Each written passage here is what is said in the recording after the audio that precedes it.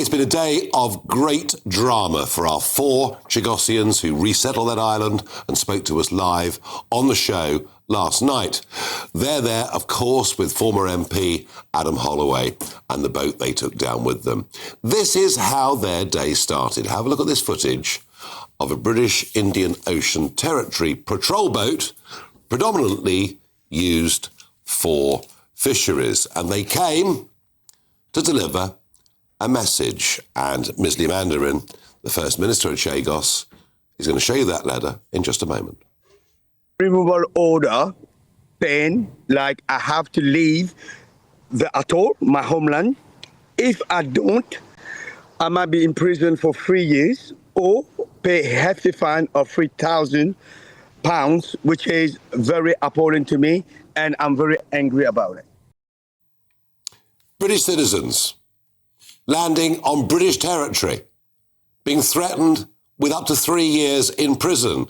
Yet, when boatloads from Sri Lanka arrived on Diego Garcia, that was no problem at all. No, they were all put up, given medical support, a school was built for their kids, and in the end, they've nearly all finished up living full-time in the United Kingdom. Or if you come by boat across the English Channel into Dover, you'll be looked after and everything provided. But no, such is this government's total obsession with getting rid of the Chagos Islands, and to hell with the national self-determination of the Chagossians, to hell with their human rights.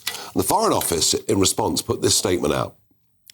The UK government recognises the importance of the islands to the Chagossian community and is working with Mauritius to resume a programme of heritage visits to the archipelago.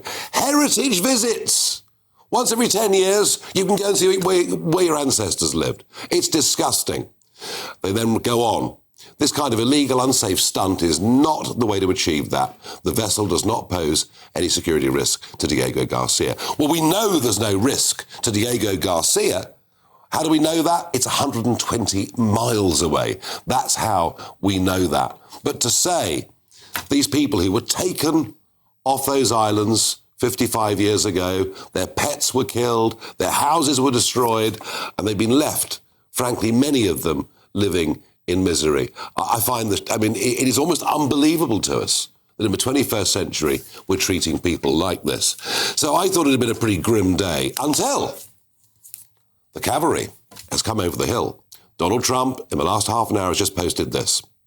I've been telling Prime Minister Keir Starmer of the United Kingdom that leases are no good when it comes to countries, and that he is making a big mistake by entering a 100-year lease.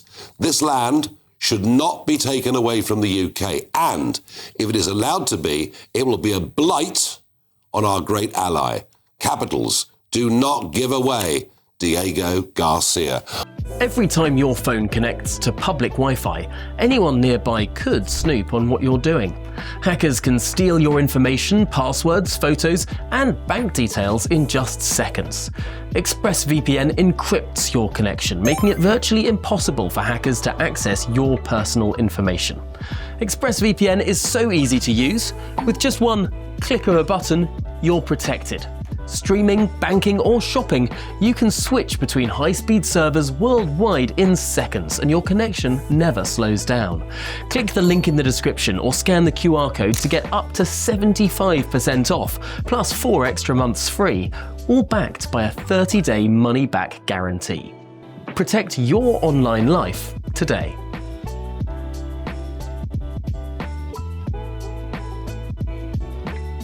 Well, what a day. I'm now going live to Ile-de-Quoi, Starlink provided, to be joined by Adam Holloway, the expedition leader, and of course, the First Minister of Chagos, Misley Mandarin.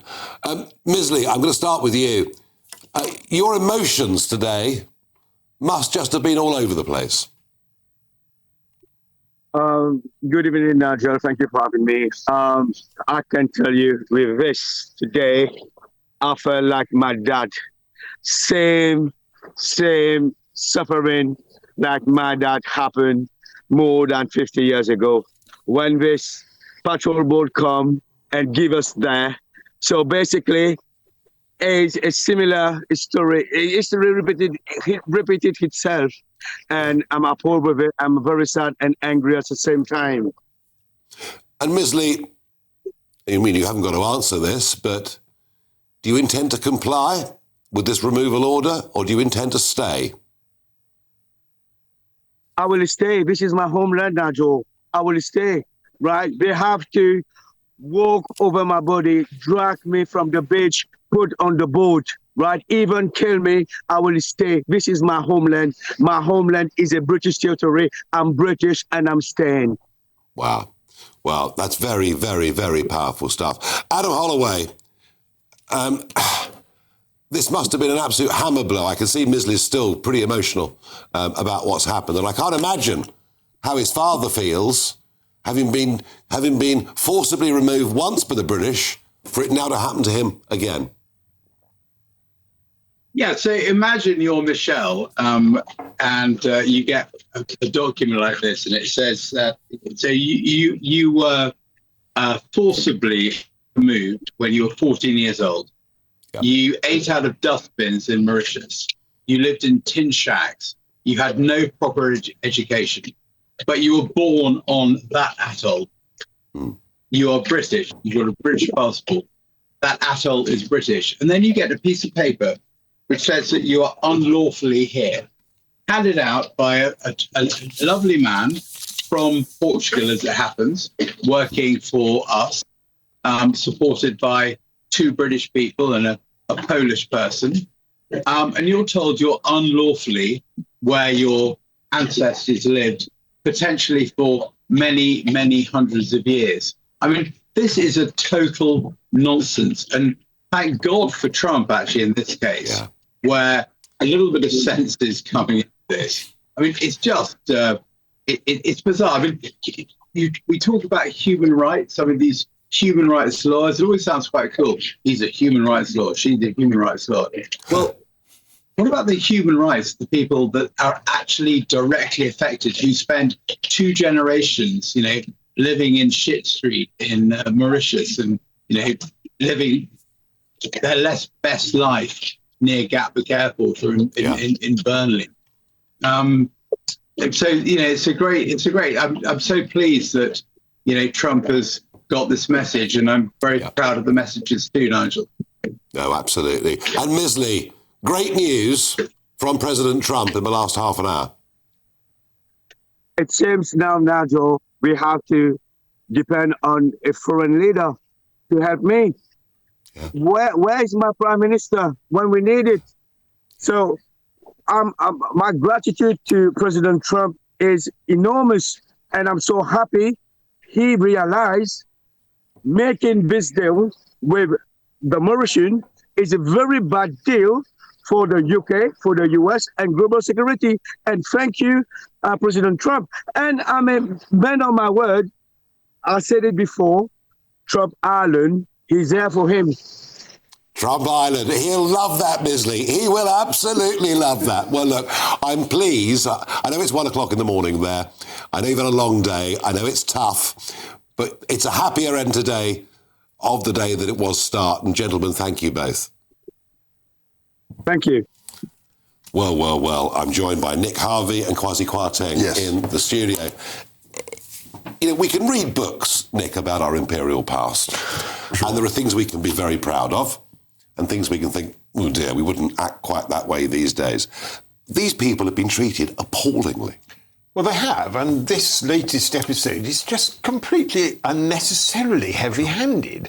I mean, there is actually no good reason why they shouldn't be on these islands. It, in no way that I can discern, is interrupting the military operations on Diego Garcia. It's nowhere near them. No. And I think in the long run it's going to be very costly for them to eke out an existence on those islands. So whether we're just in advance trying to get out of any contribution towards those costs, I don't know. But this is just spectacularly unnecessary and makes us look awful in the eyes of the world, I think. Yeah, it does. And that point about Misley's dad. Yeah. And I know Adam used a word he perhaps shouldn't have used there, I apologise. But I mean, literally dragged away, living out of bins in Mauritius, treated with horrendous racism, which they were. They were. So, I mean, you mentioned books about empire. I actually wrote a book about empire. Very good. And it's a mixed legacy. Of course. But this is one of the worst chapters, particularly at the end. And I'm afraid, I think we're just trying to suck up to other governments. Do you mean China? Well, which other government? I mean, I didn't say anything, but I think that's what's going on. And if you look at the international court that said that essentially forced us or made the declaration that we should hand it over. With no force. It was an advisory. It was judgment advisory. That's right. By a court. That's right. Has no force of law. But if you looked at the judges on the court, there was a Russian, there was a Chinese. These aren't people who had our interests at heart. Yeah. The then government, the Conservative government, we try to back away from that. I think the submission would have gone into the Foreign Secretary and they would have said, no, we can't do this. Yeah. But then what happened when the new government came in, the same submission came up and the civil servants, I imagine, would have advised the government to go along the path. I thought what was particularly beastly was the Foreign Office saying, we'll organise heritage visits. Yeah. I mean, it may be very difficult for Misley and the gang to put up a settlement there and to get going. But their ancestors survived for hundreds of years. Sure. Hundreds of years. As I understand it, there's fresh water, there's plenty of fish, growing plants is pretty easy because you're near the equator. I mean, it just sort of... what is the obsession with this? Why is it? I mean, Starmer went and visited Mauritius to discuss this back in 2013. Can you understand what this obsession is? No, I can't understand the obsession at all, and I think they're just tone deaf. I mean, what on earth? I think I can try and understand a bit of their thinking because they're totally obsessed. You've got to remember, Keir Starmer is a human rights lawyer. He's a lawyer. He's an international lawyer. Yes. So whatever the international court says, even if it's against our interests, he would think that was more important than actual British interests, because his whole obsession is about the rule of law, international law. So if a Chinese judge and a Russian judge advises us to hand them the islands over, his instinct isn't to say, well, hang on a second, what's in the best interest of Britain? His interest is to say, well, actually, let's follow what the court's guidance is. But if you're a human rights lawyer, how can you treat these people like this? It's nuts. But I think what the international law in his mind, the international court in his mind, trumps everything else. And all of it is being driven by that. I mean, even if you go along with the international court ruling and you make the arrangement we are for Diego Garcia, you still don't need to be doing That's this. right. That's right. No, that's absolutely right. It's actually rather brutal, beastly, puts the government in a very, very bad light. It does. But I think within the government, there'd be people who are saying, well, we've got to show them, we've got to be tough, we've got to show them we're following the rule of law. I mean, these are the arguments you hear with officials. I thought, Kwasi, Nick, having Misley, courtesy of modern technology, live from the beach, and you could see the passion and the emotion. I mean, quite frankly, it's one of the most moving pieces of television. It was. That I've seen. And also his father as well. I mean, it was very moving. Oh, well, I really feel for them. Now, Caroline Leavitt, the White House press secretary, has said this. Post should be taken as the policy of the Trump administration. It's coming straight from the horse's mouth. When you see it on Truth Social, you know it's directly from President Trump. That's the beauty of this president and his transparency and relaying this administration's policies to all of you and to the rest of the world. Couldn't be clearer. Trump says, don't do the deal. And frankly, I'm not surprised, because Diego Garcia is America's most important base outside of mainland America.